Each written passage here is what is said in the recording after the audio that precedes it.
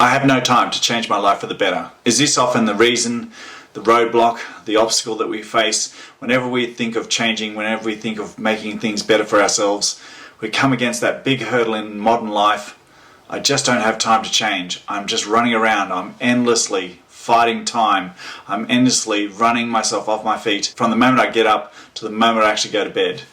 I just don't have time to change, to make a difference, to find the improvement I need to do. In this video, let's look at that time and how we can actually start getting a better handle on it, understand it, and also what our overstimulated brain is doing about the fact of not letting us have the time that we need to do that'll give us the life that we're trying to work towards and improve on. Here's the simple numbers to think about when we think about time. There's 24 hours in a day. That is made up of 1,440 minutes.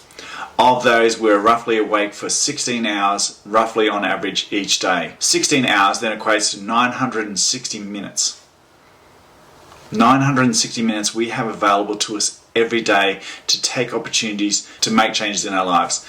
And yet how often do we not take that change? If we think of it, the most important rule in change is the nudge of 1%. If 1% of those waking hours is less than 10 minutes a day, what amazing things can we get done in 10 minutes that can slowly start improving our lives? What's some of the things that you've been putting off? Journaling, yoga, meditation, fitness.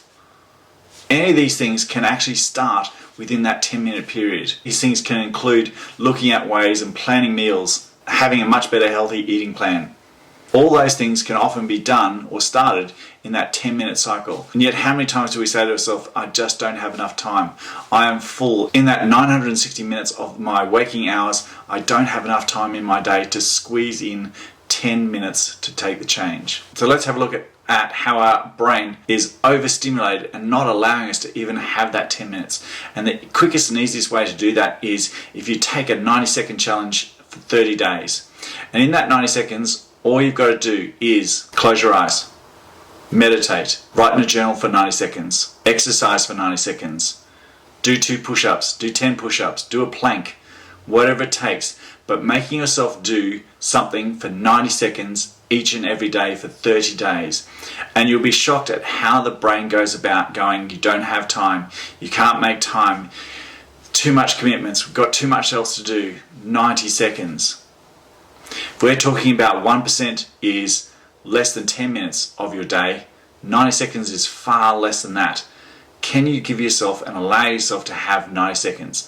Think of how your day is made up. If you're giving yourself 9 hours for work, another maybe 2 hours for travel, you're also giving yourself another 2 hours for eating, drinking, sustaining life, all those sort of things. You've still got 2 to 3 hours, maybe even up to 4 hours, that you can fill either with communicating with our fellow human being, playing with kids, doing all the things that you need to get done. Do you have a time where you can give away 90 seconds? If you feel you can't give away 90 seconds, then you must strongly look at what can I say no to. If your day is so full all that time you can't even close your eyes for 90 seconds during your day, then you've got to reassess. If you're going to make any change at all, you've got to have the ability to say no to situations, to allow growth and to make the change and to do the things that you want to move towards. 90 seconds for 30 days. Watching how your brain still wants to be overstimulated, still doesn't have time. If you've even got into your bed, you simply get out. It's 90 seconds. That's all it takes to start that cycle of learning to give yourself time, learning to give yourself permission to have a moment to yourself. If you can't even give yourself 90 seconds, then your brain is bullying you into the fact that it needs to be stimulated every moment of every day. And let's look at some of those stimulations that it's coming up with.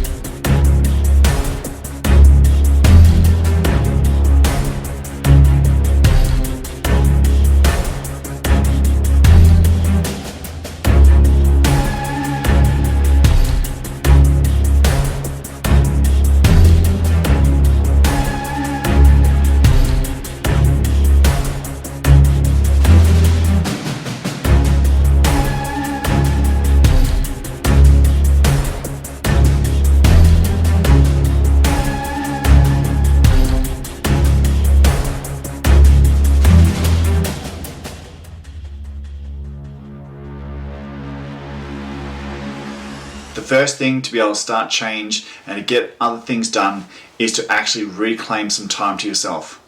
And that way is by doing the 90-second challenge for 30 days.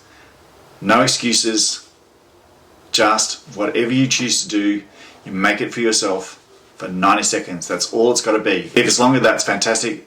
However, you're making sure you're being diligent with at least 90 seconds to give to yourself. 960 minutes that you're possibly awake every single day, on average, can you allow yourself to have 90 seconds of that time? And if you're not worthy to have that, then are you worthy to have the change that you want to have? I'm hoping you actually say yes, you are worthy, because to give yourself 90 seconds of a day in a 24-hour period to start making those changes, to start making that philosophy to yourself of that you are worthy of some time, and then you hopefully can start building it out to that 10 minutes. And that 10 minutes is that golden moment where you can start taking 1% of your day back to the things that you want to build on. Start choosing you and start not being a slave to time and actually starting to master your time. And understanding sometimes your overstimulated brain is actually the robber of the growth that you want to do in the future. Remember, if you want to make change, you've got to make choices. If you want to make change, you've got to give yourself time. You're worthy of time, you want the time, you'll need that time to actually make the improvements that you want to do. I'll leave a link in the description below about a video that's talking about choices of yes and no, and hopefully that video will help you make this choice of taking on this 30-day challenge of 90 seconds, and that's all it is. Sometimes you need to also journal in that time how much the brain was hammering you about the fact that you didn't deserve this time, that you shouldn't have this time, that you should be doing other things, and yet it's only 90 seconds. You can do it at the beginning of the day, you can do it at the middle of the day, find the time that actually generally works best for you. But even if you've crawled into the bed at the end of the day, utterly exhausted, please, I implore you, get back out, empower yourself to give yourself that time of 90 seconds to yourself in that moment, and show yourself that you can take time to yourself to start using that time better, start expanding on that time. But if you're not allowing yourself and you don't feel you're worthy to take that time in the first place, how can you make those improvements that you want later on? Time is often the thing that we batter ourselves in our instinctual reaction of when someone says, can you make changes in your life? I don't have time. I just don't have time. 960 minutes, you're often on average awake every single day. Take less than 2 minutes of that to give yourself the understanding of self-worth, self-value, and give it to yourself. Good luck. Tell me in the comments how you got on, and I hopefully see you on the next one, which is about how we start expanding on that and how we start using our time better. I'll leave you with that thought. I'm wrapping this video up with the thought of make sure you remember to be kind to others, and the most important person to be kind to is yourself. Take care, empower yourself to have just 90 seconds. It all can build from there.